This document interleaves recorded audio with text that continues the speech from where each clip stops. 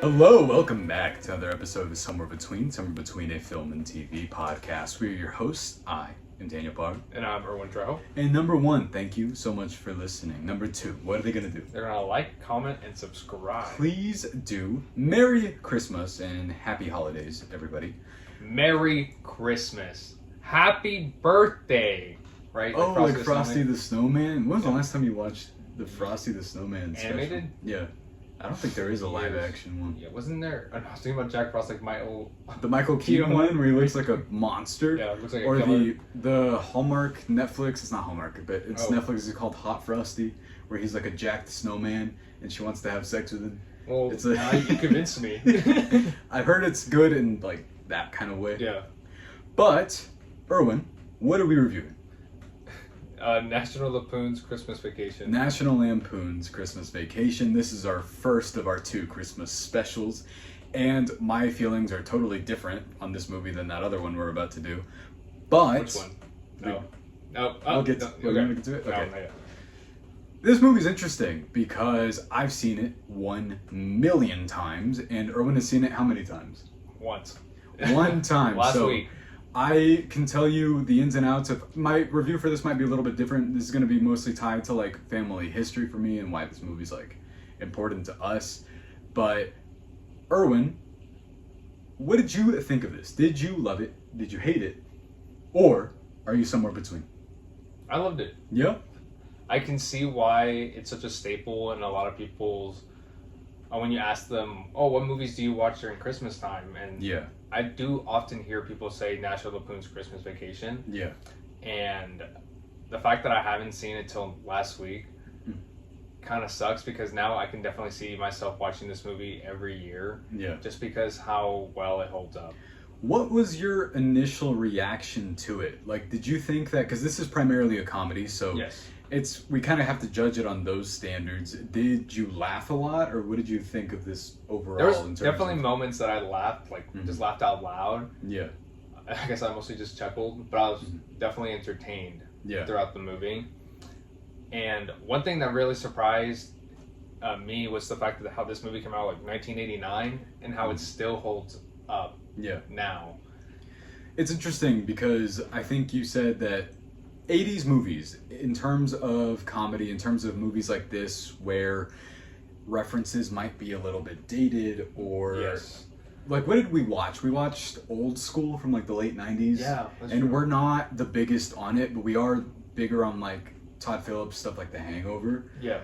Just in terms of the way comedy ages. Yeah, but I think a lot of it has to do with just the jokes itself and how if the comedies, if it relies a lot on references during that time period, then it's going to be hurtful depending on the audience itself. Yeah.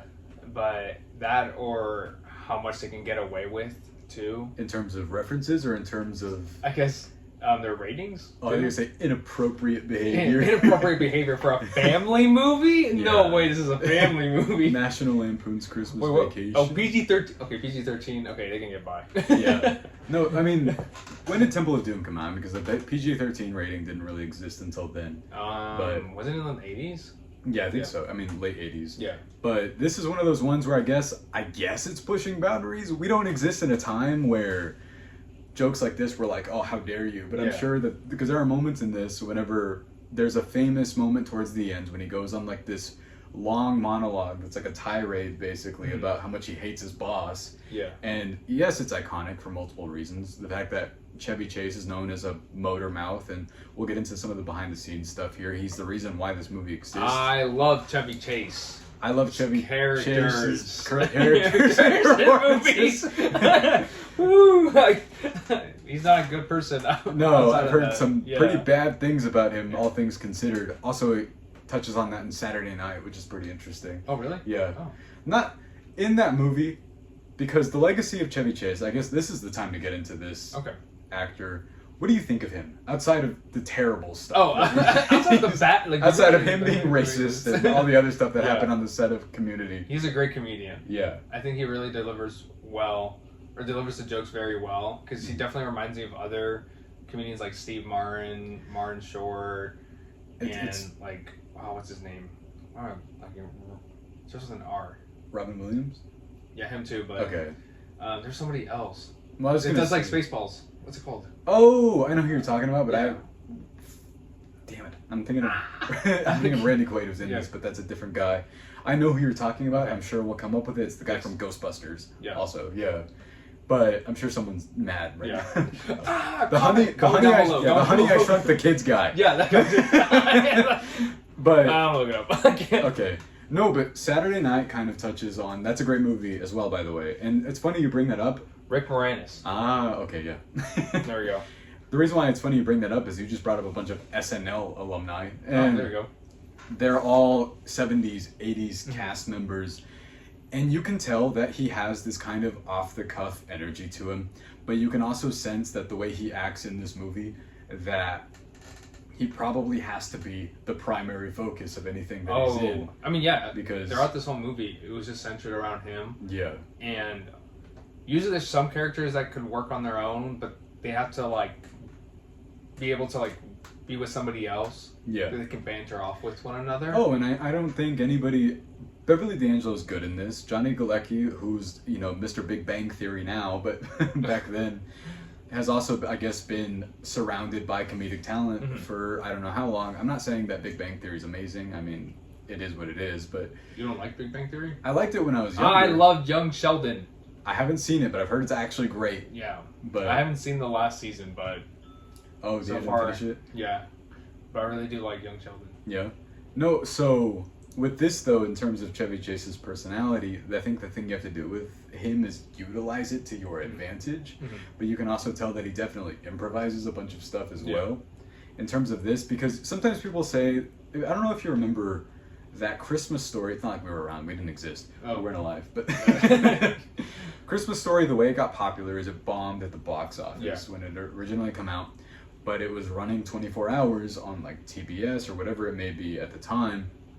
And people liked it because you could basically tune in at any moment, and it was just kind of segmented stuff that made a whole movie. Yeah. That's how I feel about this. There's basically him running into different Christmas-related adjacent problems throughout the entire thing. So basically it sounds like skits. Yeah. They're just intertwined with one another to make a movie. Basically, but at least this one as a whole, you know, coalesces into a movie because it's just kind of set around the house. And that's true. A couple of different things. Like there's a lot of visual jokes here that, and I'll start to ask you which ones you thought were like the funniest. But for example, there's a scene where he's just hanging lights up, and that's just, and then you can tell that like you can feel the cut to commercial after it's done. Or I always forget about movies like that. Just whenever like movies would go along and just be on TV, and then typically we didn't have what we have now, like streaming services where they have a lot of commercials.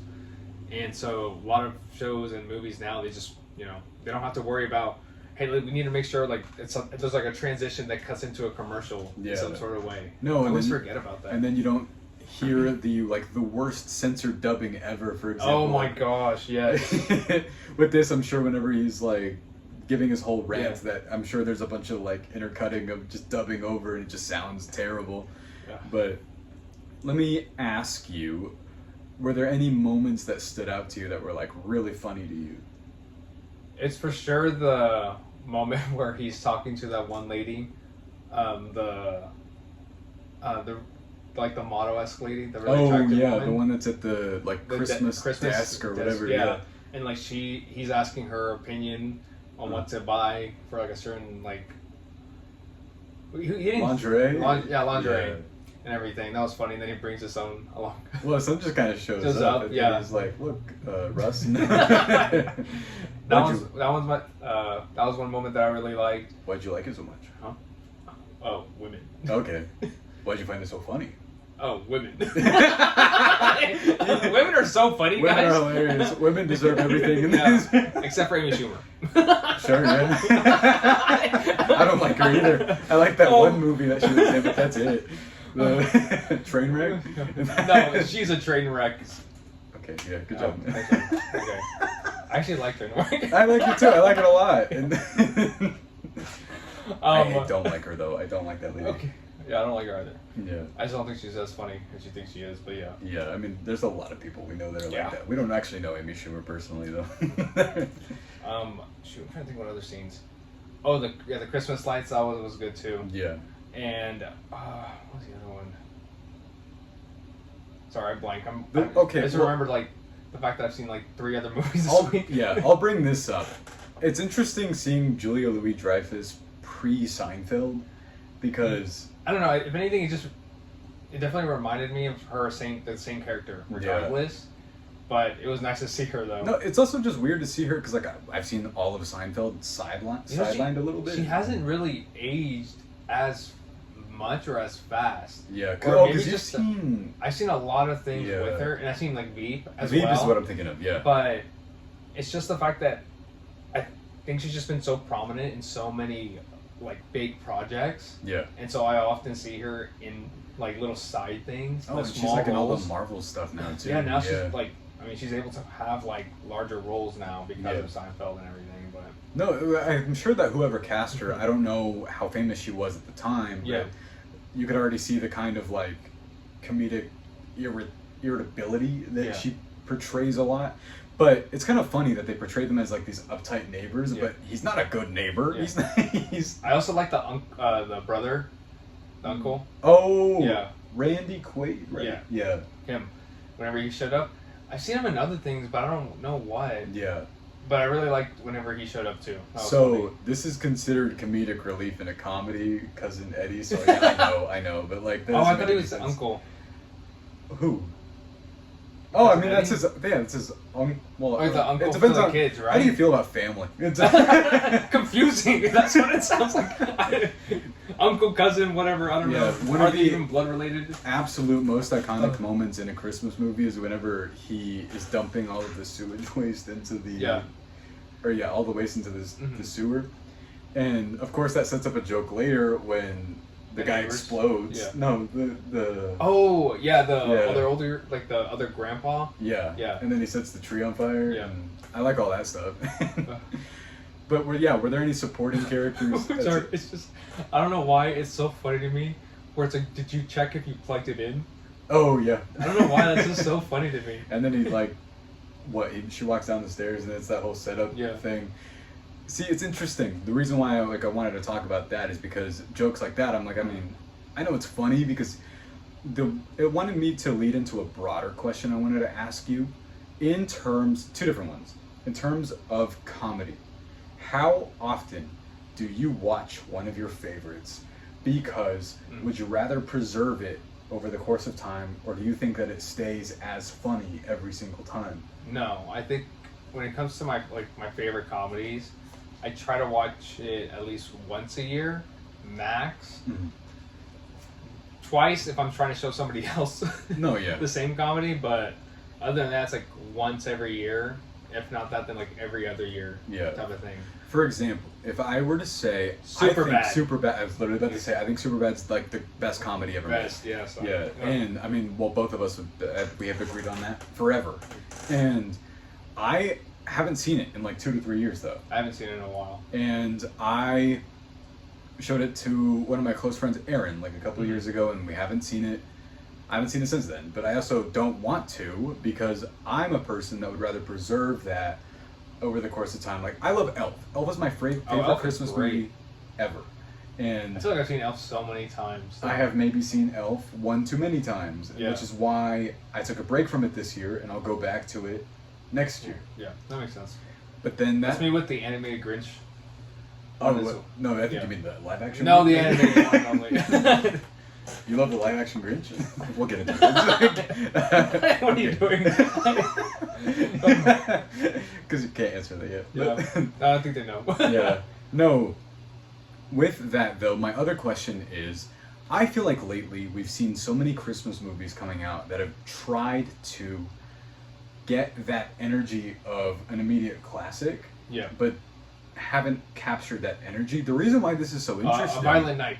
That's a good movie. Yeah. But would you consider that entering the classic status already? No, not yet. I think not yet. I don't know. A lot of times when I think of classic movies, it's something that has to be played more often. Like you would see it more often at home than you would want to see it in theaters. Yeah. To be considered a classic too, especially when it comes to like holiday classics. For me, for example, I don't know if it's a classic yet, but I loved Spirited with Will Ferrell and Ryan Reynolds. The songs are amazing. Did you finally see it? Yeah, I did. Oh, I love that movie. I think I saw it like a year or two ago. Really? I love that movie. The songs are great. I actually really like that it's a take on A Christmas Carol, but it doesn't let you know until like a little bit in, and that you find out that he's... Should I spoil it? But you... No. Don't. Okay, yeah. But you find out that he's someone, and I think that that's really well done. And I think that that captures that energy really well, just because it's so creative in what it's doing. But then something else that I thought was a perfect movie was The Holdovers from last year. Oh, I haven't seen that yet. It's phenomenal. Why do I keep thinking it's a Thanksgiving movie? I think it's because it starts in Thanksgiving and then transitions into Christmas. But that movie's perfect. I keep hearing that. Yeah. And I think you'll cry. Like, it's... People describe it as like a warm hug of a movie, and I agree. But sometimes things feel manufactured to try and be like a holiday classic, and this one, when it initially come out, was just really well received. Yes. And now it's quoted every year. Now there's a bunch of merch of it. I'm wearing a jersey from it right now that says Griswold. I'm just wearing a Spider-Man Christmas sweater. Awesome, though. I'm gonna gatekeep this. It's Hot Topic. That's not gatekeeping. Okay. You just gave me the answer where it's from. But, I mean, it's interesting with this. Whenever we're going to say that we're going to review it, I didn't think that there was a whole lot to say necessarily. Not really, because it's kind of hard to review comedy movies, I would say. Just because, did I laugh? Yeah. Yeah, you're kind of Did you laugh? No? Like, do I think that there are any negatives with this? Do you think that there are any negatives with this? No, I don't know. I didn't expect like character development in this movie or some sort. I just wanted to laugh and see if I can like quote this movie again or be able to watch this movie again. It is well known for having plenty of quotes in it. It is considered one of the most quoted Christmas movies ever. Did you have one that, I wouldn't say rang a bell, but is there any that you could either identify right away, or did you feel like, oh, that's a quote from something? Felt more like that. Yeah. I think I got a lot of moments where, maybe not just quotes, but certain scenes. Yeah. That were like, oh, I've seen that somewhere. Or if I've seen it where it's been like replicated of some sort. It's one of those, like, you haven't seen The Godfather, but you've seen it through osmosis because of how many things either reference it or talk about it. But overall, I mean, like, if I were to say the amount of times I've heard the Merry Christmas, the shitter is full, then again, I mean, my dad, this is his favorite Christmas movie ever, so I have seen it a lot. And what's your favorite Christmas movie? My favorite, I think I said it, Elf. Elf? Yeah, what's yours? Probably the animated Grinch. Ever? Yeah. Interesting. Because that's probably the one movie that I see at least once, like, every Christmas. Yeah, because it's, what, like 45 minutes long? Yeah. I'm like, cool, quick and easy, but it's also, I love the music. Oh, yeah. And I just love Grinch himself in it. No, hey, we'll get to it. Whoa, calm down. You love the Grinch, huh? But if I were to give any negatives with this, I don't know what to say. Like, I guess that, like, I mean, not every joke holds up, but that's not fair because it's from 1989. Yeah. And honestly, it's kind of impressive at how much of it's not dated either. There's one moment that's beautiful, actually, because they use a matte painting of the moon while he's hanging with the lights. Yes. Yeah. And you're just like, what happened to the craft of making like a simple, just comedy with that level of attention and detail? I liked how they used, or like they built like that Santa Claus with the reindeer. Oh yeah, and then it explodes or whatever. Yeah, that was cool too. I will also say this has a really great song in it, the animated opening. Oh yeah. Yeah. I thought it's funny because while I was watching this, we talk about how sometimes we've seen movies a bunch of times, but we've never looked at it with a critical eye. Yeah. But this time I was like, okay, now I gotta like pay attention to this and review it simultaneously. And it's great. I thought that it's held up forever. Yeah, it's definitely a fun watch for me. Yeah. I mean, like you said, nothing really negative to say, right? I can't think of anything where I just pointed out, like, that was bad. Yeah. Type of thing, so. I don't want this to go unmentioned that John Hughes directed this, which is an interesting point in his career. Yeah. Because it was, up to this point, he'd done Ferris Bueller's Day Off, and he'd also done Breakfast Club. Nice. And I cannot remember when Home Alone is, but I think it's after this. Okay. And it's interesting that he has this career because you can feel that sort of energy there.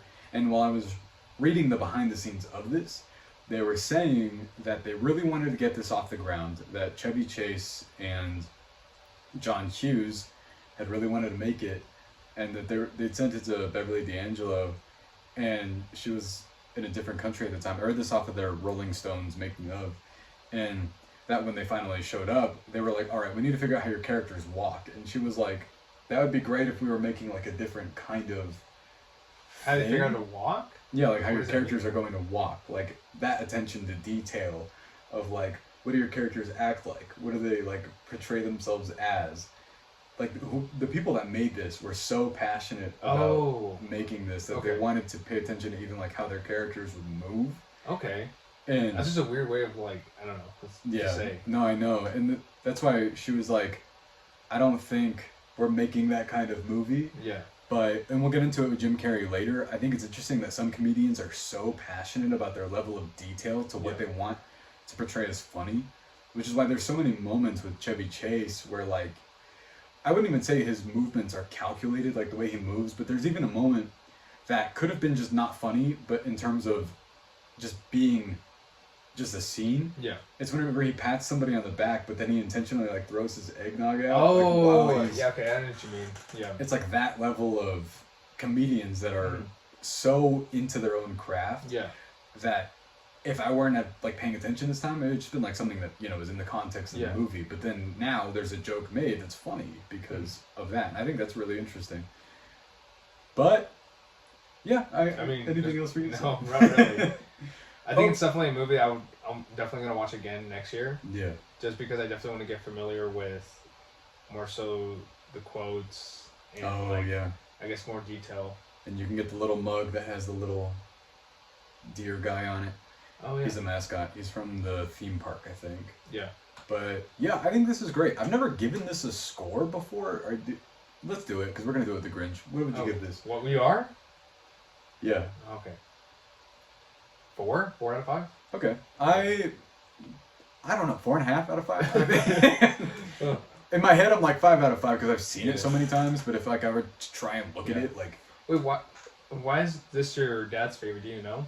He thinks this is like the pinnacle of comedy. Like he thinks like this is one of the funniest movies ever made. He's also. When I show my kid Superbad, guys, this is the best comedy you've ever seen. My kid, when he's like 8 years old, you're like, what are you doing? I want to watch Sonic 6. I have to draw a bunch of penises. I want to watch Sonic 6. There'll be 6 by then, right?